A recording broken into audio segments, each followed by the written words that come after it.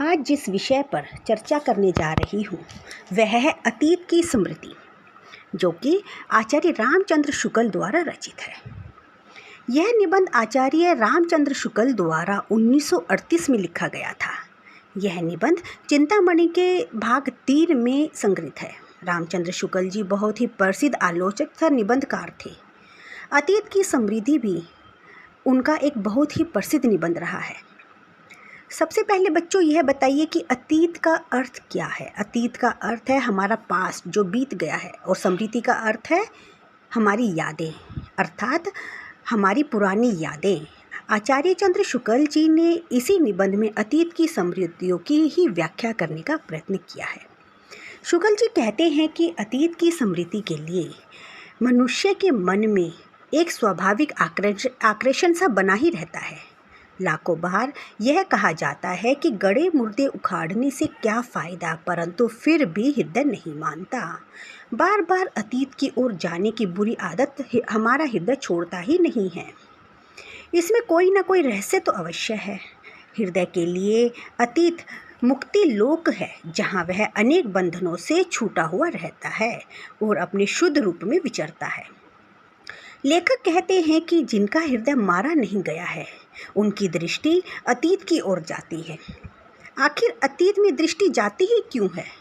या तो सुख के क्षणों को याद करने के लिए, या दुख के क्षणों से कुछ सीखने के लिए।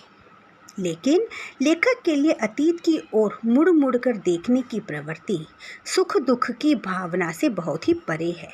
वो कहते हैं कि ये प्रवृत्तियाँ हमें केवल लीन करती हैं, हमारा मर्म स्पर्श करती हैं।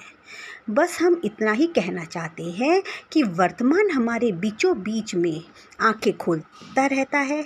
जीवन का स्वरूप दिखाने वाला दर्पण मनुष्य के पीछे रहता है, आगे तो केवल खिसकने वाला पर्दा रहता है।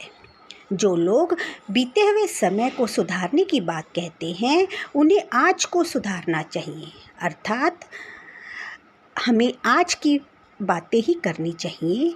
इसका परिणाम अशांति के अलावा कुछ नहीं होगा। इतिहास द्वारा ज्ञात बातों की भावना कितनी मर्मरिक और लीन करने वाली होती है।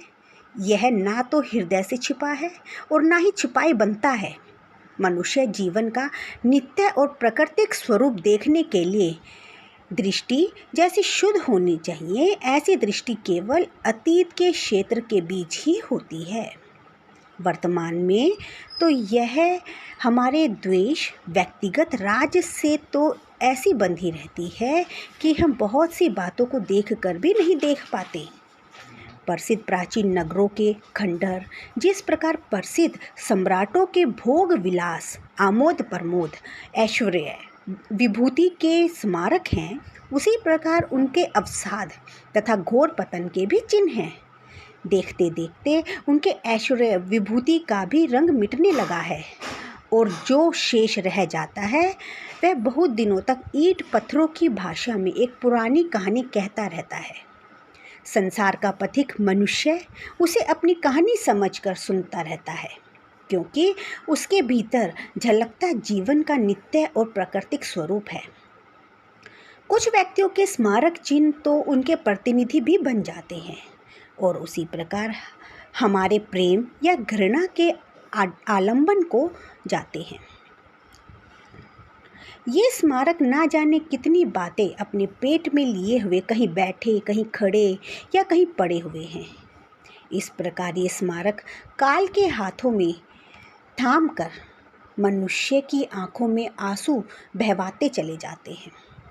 जीवन चाहे राजा का हो या रंक का हो, उसके सुख और दुख के दो पक्ष होंगे ही होंगे। कुछ भी पक्ष स्थिर नहीं रह सकता। संसार में स्थिरता अतीत के लंबे चौड़े मैदान में इन विषमताओं को रखकर कोई भावुक जिस भावना में डूबता है, उसी में दूसरों को डुबोने का भी प्रयत्न करता है।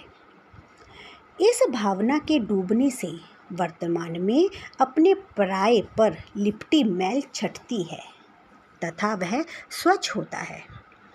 इस संसार में सुख की इच्छा और प्रयत्न प्राणियों का लक्षण है, अर्थात संसार में हर प्राणी सुख की कामना करता है। यह लक्षण मनुष्यों में सबसे अधिक विकसित हुआ है।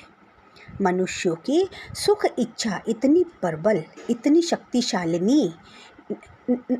शक्तिशालिनी है, ना जाने वह कई वर्षों से प्रकृति को काटती छाटती, संसार का कायाकल्प करती चली आ रही है। यह शायद अनंत है। अगर आपको मेरी यह वीडियो पसंद आई हो तो इसे लाइक और सब्सक्राइब करना ना भूलें। Thank you.